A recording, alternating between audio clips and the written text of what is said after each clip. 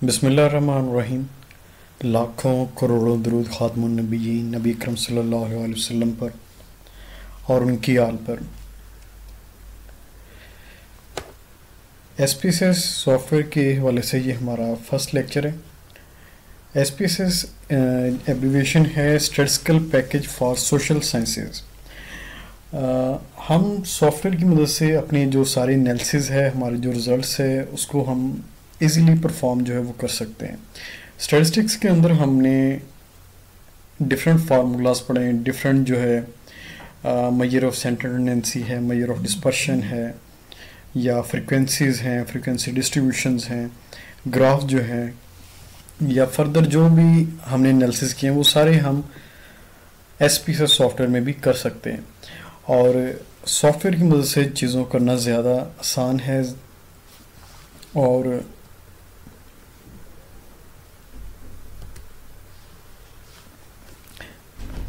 Time saving हमारा काम है। अच्छा जी, जो एसपीएसएस सॉफ्टवेयर होता है इसके अंदर टू वेरिएबल्स, वेरिएबल व्यू एक विंडो होती है और एक होती है डेटा व्यू। ये दो किस्म की आपको विंडो यहाँ पर मिलेगी। वेरिएबल व्यू में हम अपने वेरिएबल जो हैं उनको हम ऐड करते हैं, और जो डेटा व्यू होता है यहाँ पर जो है हम अपना डाटा जो है वो ऐड करते हैं कॉलम्स के अंदर। और वेरिएबल व्यू के अंदर हम अपना जो है वेरिएबल्स का डाटा ऐड करते हैं। अब यहाँ पर जिस तरह है नेम, यहाँ पर मैं अपना जो भी वेरिएबल है उसका नाम लिख सकता हूँ। फॉर एग्जांपल मैं यहाँ पर लिख रहा हूँ एज।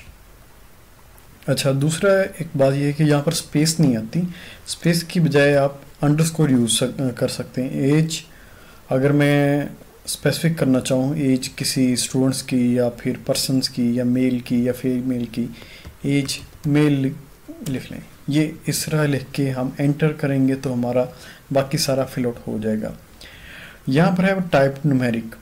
अगर तो हमारा डाटा न्यूमेरिक में है तो हम न्यूमेरिक लिखेंगे, अगर हमारा डाटा जो है वो क्वालिटेटिव है तो यहाँ पर हम स्ट्रिंग लिखेंगे। इसको स्ट्रिंग के ऊपर क्लिक करके ओके। क्योंकि एज वेरिएबल हम जो है ये हमारे पास न्यूमेरिक है तो हम इसलिए यहाँ पर न्यूमेरिक लिखेंगे, नंबर्स में है यानी कि। उसके बाद विड्थ है, डेसिमल्स है, इसको ऐड करने की ज़रूरत नहीं है। लेबल है, यहाँ पर आप अपना कंप्लीट क्वेश्चन जो है वो लिख सकते हैं। व्हाट इज़ योर एज, ये हम यहाँ पे लिख सकते हैं, हम जितना मर्जी ऐड करना चाहें। ओके जी, यहाँ पर जो है फर्दर वैल्यूज़ हैं। वैल्यूज़ के अंदर हम कोई ऑप्शंस देना चाहें तो वो हम ऐड कर सकते हैं। अगर हम ऑप्शंस ना देना चाहें तो इसको इसी तरह प्रोसीड कर सकते हैं। उसके बाद यहाँ पर हम वैल्यूज़ को हम ऐड कर सकते हैं।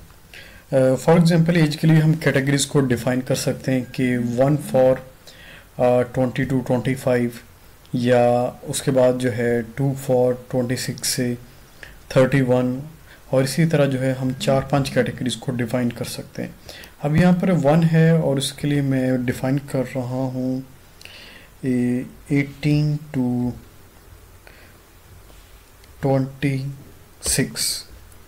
ये 1 मैंने लेवल दे दिया, ये कैटेगरी है उन लोगों की जो कि जिनकी एज 18 से लेके 26 तक है।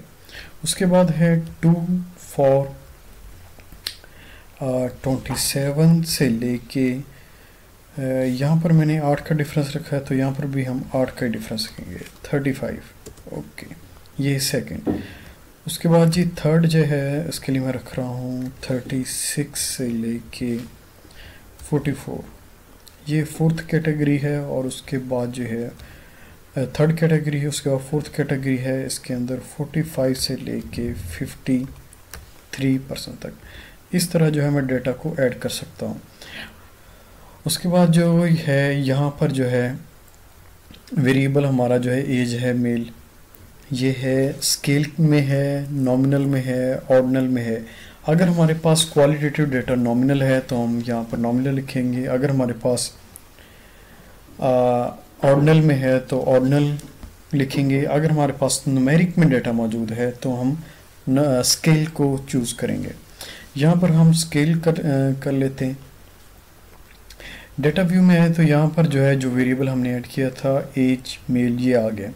अब इसके लिए हम फॉर एग्जांपल अगर एक बंदा जिसकी जो थी 40 थी, मतलब वो सेकंड उसने चूज़ किया था कैटेगरी यहाँ से ये 40 एज आ रहा है थर्ड में, तो फिर यहाँ पर हम ऐड करेंगे 3। ये क्वेश्चनियर के अंदर ऐड होगा या सिलेक्ट किया होगा उस बंदे ने जिसकी एज जो है 40 होगी। जिसकी 30 एज होगी उसने 2 सिलेक्ट किया होगा, तो यहाँ पर हम 2 लिखेंगे। इसी तरह जो है जितना भी डाटा हमारे पास मौजूद होगा हम उसको ऐड करते जाएंगे, डिफरेंट वैल्यूज़ जो है क्वेश्चनियर की। अच्छा, उसके बाद जो है यहाँ पर एक ऑप्शन नज़र आ रहा है 1A। 1A को अगर हम प्रेस करेंगे तो हमें वैल्यूज़ मिल जाएंगी ओरिजिनल जो जिनके लिए हमने लेबलिंग की है।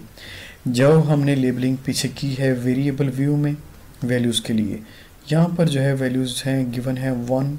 ये जो लेबलिंग हमने की है वैल्यूज़ लेबल्स, ये हम सारी वैल्यूज़ जो है यहाँ से हम देख सकते हैं ये इस ऑप्शन से। उसके बाद जो यहाँ पर जो है एक वेरिएबल है एज अगेन, इसके लिए हम डिफ़ाइन करते हैं वही न्यूमेरिक ऑलरेडी ठीक है। यहाँ पर मैयर है, यहाँ पर हम स्केल करते हैं। स्केल करने के बाद डेटा व्यू में आते हैं। यहाँ पर हम एज वेरिएबल के लिए डिफरेंट वैल्यूज जो हैं वो डिफ़ाइन कर देते हैं। 18 है, 29 है, 34 है, 54, 44, 39, 28, 18, 22, 24। अच्छा, ये पॉइंट के बाद 00 वैल्यूज़ इसलिए आ रही हैं क्योंकि यहाँ पर हमने 2 डेसिमल जो है सिलेक्ट किया हुआ है ऑलरेडी या बाय डिफ़ॉल्ट यहाँ पर है। अगर हम यहाँ पर 0 कर दें तो हमारे पास यहाँ पर पॉइंट जो आ रहा था ये रिमूव हो गया होगा। यहाँ पर वैल्यूज़ ऑफ पॉइंट के बाद जो 00 आ रहे थे वो ख़त्म हो गए थे। अगर हमारे पास कुछ इस किस्म का डाटा है जिसके अंदर जो है डेसिमल की 003 मतलब 3 वैल्यूज़ आ रही, तो यहाँ पर हमें 3 लिखना पड़ेगा। तो यहाँ पर जो पॉइंट के बाद 3 वैल्यूज जो वो शो करेगा। यहाँ पर जो है पॉइंट के बाद 3 वैल्यूज़ आ रही हैं।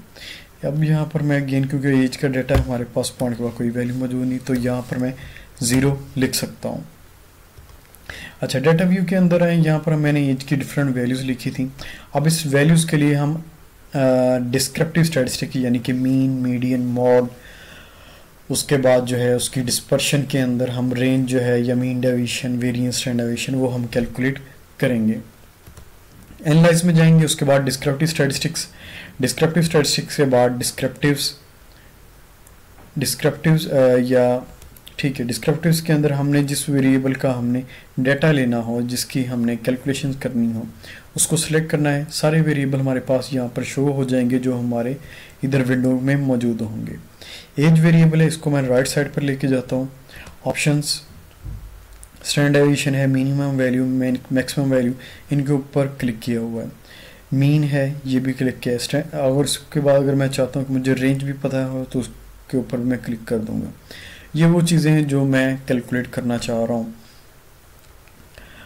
इस डेटा के लिए। कंटिन्यू, और उसके बाद जो है अगेन ओके। मेरे पास एक न्यू विंडो ओपन होगी। यहाँ पर जो डिस्क्रिप्टिव स्टैटिस्टिक्स के अंदर ये फॉलोइंग वैल्यूज़ जो हैं वो मुझे मिल जाएंगी। जो डाटा मैंने एंटर किया था उसके लिए कैपिटल एन जो है नोट करता है 11, यानी कि 11 वैल्यूज जो है हमने ऐड की थी। डाटा के अंदर जो मैक्सिमम वैल्यू है वो है 54 और मिनिमम वैल्यू है 18 यानी कि 18 और रेंज है डाटा की 36 जो कि हम कैलकुलेट कर सकते हैं maximum value minus minimum value. इसके बाद है जी मीन। डाटा के अंदर मीन यानी कि एवरेज पर्सनस जो थे जिन्होंने कह लें कि रिस्पॉन्ड किया था या जिनका डाटा हमारे पास मौजूद था वो है 30 एज। और इसी तरह है स्टैंडर्ड डेविएशन की वैल्यू 11.44। स्टैंडर्ड डेविएशन की वैल्यू ये हमें बताते हैं कि डाटा के अंदर जो वैल्यूज़ हैं उनका मीन वैल्यू से कितना डिफरेंस है, एवरेज डिफरेंस। हर वैल्यू का मीन वैल्यू से जो एवरेज डिफरेंस आ रहा है वो है 11.44। ये जो है हमारे पास डिस्क्रिप्टिव स्टैटिस्टिक्स है। इसके अलावा जो है हम डिस्क्रिप्टिव्स को फ्रीक्वेंसीज से भी कैलकुलेट कर सकते हैं। फ्रीक्वेंसीज और उसके बाद जो है एज। अच्छा, एक और चीज़ है कि फ्रीक्वेंसीज हमें ये भी बताता है कि डाटा के अंदर जो है कौन सी वैल्यू कितनी दफ़ा रिपीट हो रही है। अब यहाँ पर डिफरेंट वैल्यूज़ मैंने लिखी थी। अब इसको मैं कॉपी करता हूँ आपको दिखाने के लिए, कंट्रोल वी, अगेन वही वैल्यूज़ जो है नीचे मैंने पेस्ट कर दी और अगेन वही वैल्यूज़ मैंने पेस्ट कर दी और नीचे आगे दोबारा वैल्यू 22 अपनी तरफ से मैं लिख रहा हूँ, 24 और वैल्यूज़ लिख दी। अब जो है मैं देखना चाहता हूँ कि कौन सी वैल्यूज़ कितनी दफ़ा आ रही है डेटा के अंदर। इसके लिए मैं एनालाइज की तरफ आऊँगा, डिस्क्रिप्टिव स्टैटिस्टिक्स और फ्रीक्वेंसीज। फ्रीक्वेंसीज के अंदर अब एज वेरिएबल है जिसको मैं कैलकुलेशन जिसके लिए करना चाहता हूँ, इसको राइट साइड पर भी ले गया। यहाँ पर आपने ये देखना है कि आपका टिक होना चाहिए डिस्प्ले फ्रीक्वेंसी टेबल्स। ये जो टेबल होगा ये आपको बताएगा कि डाटा के अंदर जो 24 वैल्यू है या 22 है या 39 है ये कितनी दफ़ा रिपीट हो रही हैं। इसके बाद है जी स्टैटिस्टिक्स। यहाँ पर जो है डिफरेंट चीज़ें हैं जो हम कैलकुलेट कर सकते हैं। सेंडेंसी में मीन है, मीडियन है, मॉड है। मैं कहता हूँ मुझे तीनों वैल्यूज़ चाहिए। और उसके बाद है डिस्पर्शन के अंदर स्टैंडर्ड डेविएशन, ये भी वैल्यू चाहिए, रेंज भी चाहिए, मिनिमम भी चाहिए, मैक्सिमम भी चाहिए। ये वैल्यूज़ को मैं ऐड कर लेता हूँ। और उसके बाद जो है हम क्वांटाइल्स ये भी हम ले सकते हैं। क्वांटाइल्स जो होती हैं ये वैल्यूज़ होती हैं डाटा के अंदर Q1, Q2, Q3। Q1 represent करती है 25% वैल्यू ऑफ द डाटा और Q2 जो है ये 50% या सेंट्रल वैल्यू ऑफ डाटा जो कि इक्वल होती है हमेशा मीडियन के या मॉड के, सॉरी मीडियन के इक्वल होती है। और Q3 इक्वल होती है 75% ऑफ डाटा। 75 फिफ्थ नंबर पे जो डाटा के अंदर वैल्यू आती है उसको ये रिप्रेजेंट करती है। अब इसको कंटिन्यू करते हैं और Q3 यानी कि इसका मतलब ये होता है कि 75 fifth value of the data, या जिसको कह लें कि ये कैसी वैल्यू होती है जिसके बिलो 75% डाटा होता है और 25% डाटा इसके अबव होता है। और Q2 यानी का मतलब होता है ये मीडियन की इक्वल होती है, यानी कि 50% of data, central value of data, half data इसके अबव होता है और हाफ डाटा इसके बिलो होता है।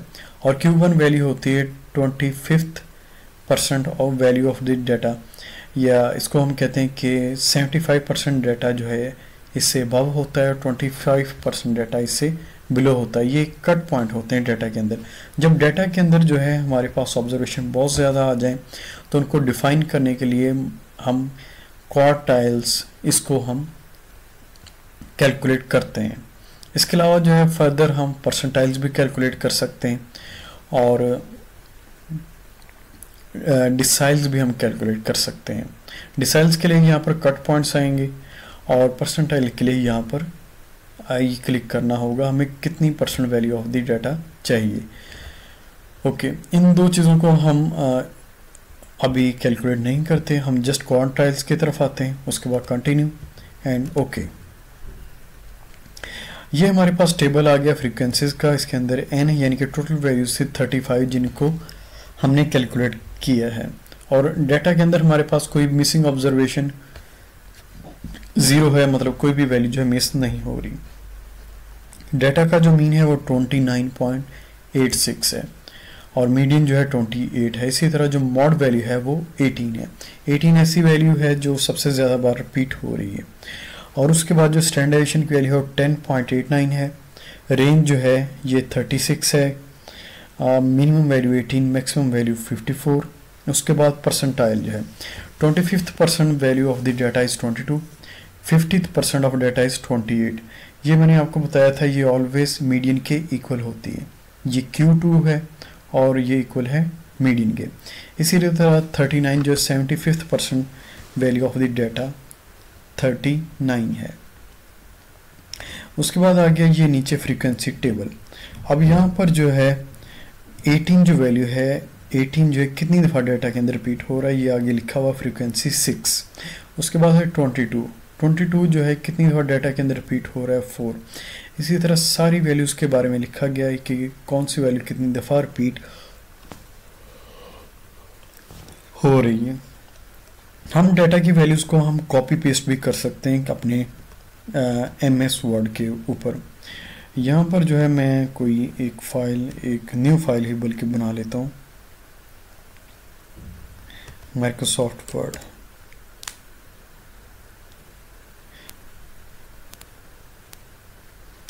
यहाँ पर जो है डेटा कॉपी में करता हूँ, राइट क्लिक कॉपी, और उसके बाद जो है कंट्रोल वी, यहाँ कंट्रोल वी कर सकते हैं या फिर